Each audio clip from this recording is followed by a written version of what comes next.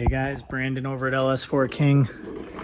Gonna do a little bit more detailed video about the problematic LS4 belt tensioners and our solution. It's been a super popular kit based on the feedback of some of our users. We've been listening, and I wanted to do a slightly more in-depth video that covers removal and installation, a couple products we make to expedite the process and make your life a little easier. So, no secret, the LS4 belt tensioner is a very problematic piece. These have been discontinued by GM, AC Delco, and the rest of the aftermarket. There's no support for these. So if the belt tensioner on your LS4 fails, up until now, you guys have kind of been shit out of luck. I did introduce the LS4 King belt tensioner, fully enclosed automatic tensioner that replaces the factory assembly. Did a video on it a couple weeks. It's been extremely popular. We've had 35 of these out into circulation now, and all of the users have been great about providing us plenty of feedback, so I wanted to share that with you and give you a couple pointers for the installation. So if you drop your motor out of the car, or if you decide to do this in the car, hopefully this video will help you in terms of identifying like bolting locations and line routing and things of that nature. So start off with the high pressure power steering hose. If you want to retain your factory power steering hoses, you absolutely can. And I actually supply a PDF with the sale of every new tensioner that has some tips for installation. But, you do have one area of interference that you'll need to address if you want to retain the factory line. So from the factory, the hard line comes out of the pump with a bump tube fitting. It runs down underneath your cam sensor, tight up against the timing cover. And on your factory tensioner, there's a threaded M10 boss, and this line has a clamp that is attached right here. So during the removal process, step one would be get your high pressure line out of the way. So you'll need to remove the bolt that secures the line to the backing plate of your tensioner. You will need to loosen the fitting on the back of the pump to get the hard line out.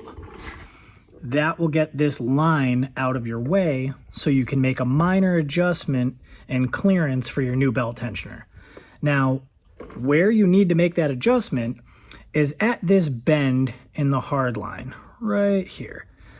So you'll see the hard line comes down, it wraps around your cam sensor, and then it almost points straight to the lower mounting bolt of the backing plate. And in order to get our tensioner in there, which is a little bit bulkier where it attaches at the block, we need to basically get rid of this bend. Easiest way is to pull the hard line out of the car and, clamp it gently in a vise. This is a steel hard line. It's not like aluminum, so it's not very soft. But if you just clamp this in the vise, you'll be able to straighten it out and get rid of this bend. That will shoot this straight down under the tensioner. Normally it would interfere with this giant spring, but this is all out of the way. My tensioner is much more compact and sits everything up higher. So that'll kick this line down, that'll get it out of the way of the body of the tensioner, and then you'll be able to follow my diagram for securing the factory high pressure line. That's your first option. Now, if you give me 1 second, I'm going to go ahead and pull this off of here, and I'm going to show you another product that would make the installation of our new tensioner slightly easier. All right, guys, so we've got the hard line removed like we just discussed, and one thing I want to point out is that the factory hard line is a bump tube style fitting, which means that there is a tiny little O-ring right at the tip of the hard line. So I've installed one here just for visual reference. Highly recommend changing these anytime you pull a line from the rack or the pump. That way you avoid a future leak. So you definitely want to pay close attention to these. At a minimum, inspect them carefully and make sure there's no rips or tears. So as I already discussed, we removed the hard line from the pump, removed the bracket that secures it to the plate, and went a step further and removed it from the rack. So we have the factory hard line out of the car. Again, if you want to clear my tensioner using the OEM hard line, I strongly suggest bending it straight right through here as we already illustrated, so that it'll clear my tensioner assembly. So now we're going to take the OEM tensioner assembly and we're going to remove it. The OEM tensioner is held in place by three 15mm bolts. There are two in the front of the mounting plate that secure it to the block, as well as one down low on the side. So we'll take those out. Got 1, 2, and then we've got one more right here. All right, and there we go. Obviously, much easier outside of the vehicle. If we were doing this in the car, this is quite a chore to get out. You know, navigating it around the axle in between the frame rail, it's very, very tight. It can be done in the car, but it's certainly easier if you have the subframe out of the vehicle. So we've got the old problematic tensioner out of the way. And now we will install the LS4 King tensioner assembly. Utilizing the same mounting bolts on the block. Install our supplied hardware.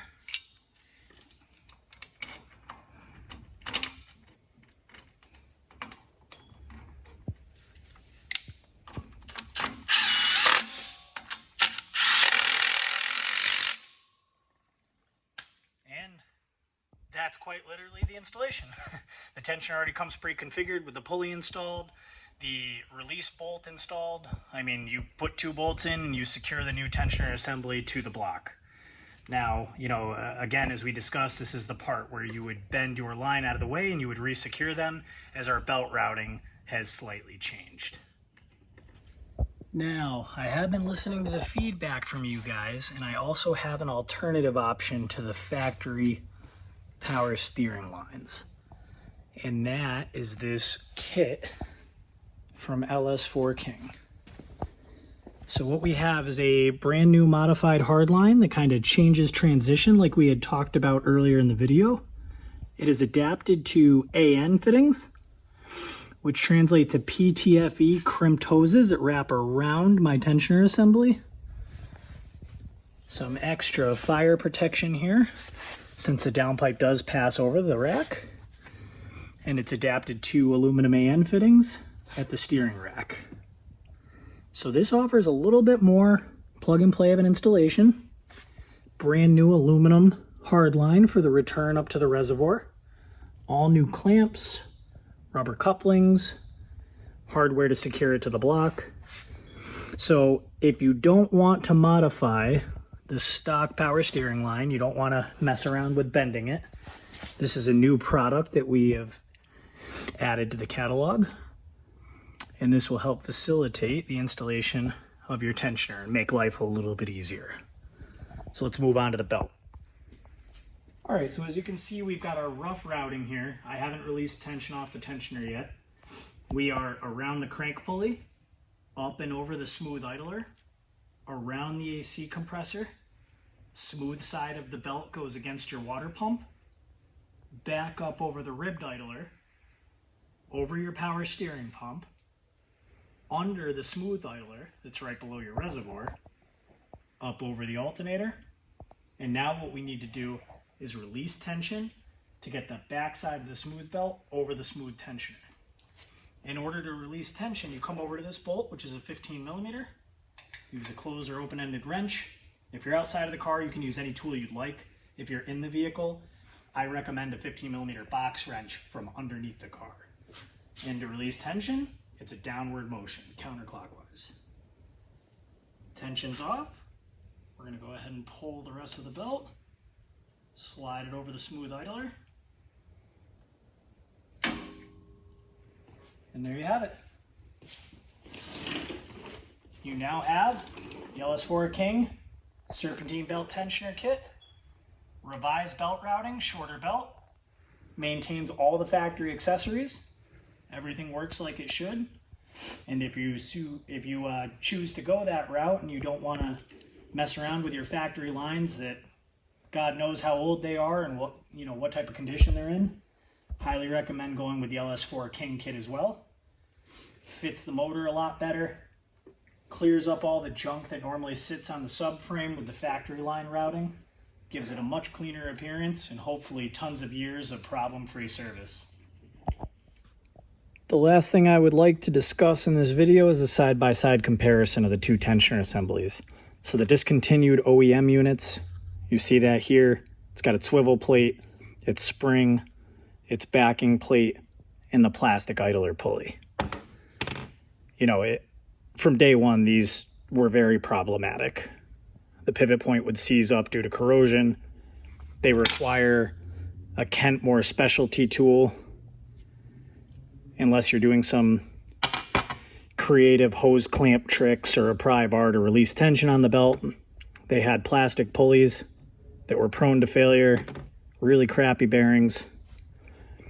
And then what we have with the LS4 King tensioner, very nice steel idler pulley, sealed bearing, compact, internal spring, automatic tensioner. Obviously all the LS4 King billet parts that are on it to make it work. Much more compact, uses a shorter belt, more reliable pulley system, and a very simple release. Put a 15mm open end wrench here, crank it counterclockwise, it releases tension. You can get your belt on and off super easy in the car. Definitely a big difference between the two. This is definitely the way to go. All of this is available on the website, and I hope these installation tips help you with your vehicle and get you back on the road fast. Thanks so much for watching.